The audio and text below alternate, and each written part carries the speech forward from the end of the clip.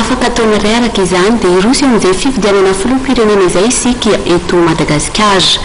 Manoloana ny fifidianana izay tanterahana amin'ny taona 2024 dia nanambara ny filohan'ny antoko HVM fa tsy mametraka olana velively ho an'ireo izay te hilatsaka ho fidiana amin'izay fifidianana ho filoham-pirenena izay saingy tokony hahafeno ny fepetra takian'ny lalàna kosa ireo kandidà.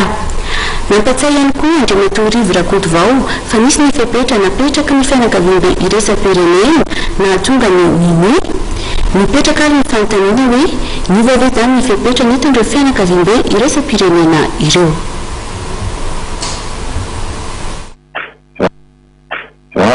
Ny HVM dia tsotra.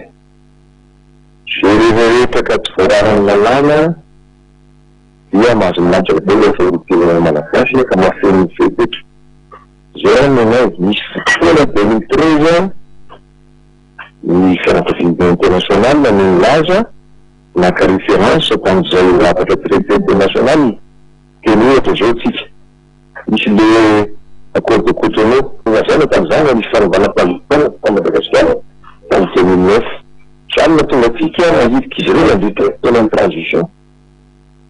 Dia io accord iny natao référence amin'ny tsy mahazo milatsaka zay olona tao anatiny mieritrereto ny fana vita amin'izany fanovana-panjakan'izany.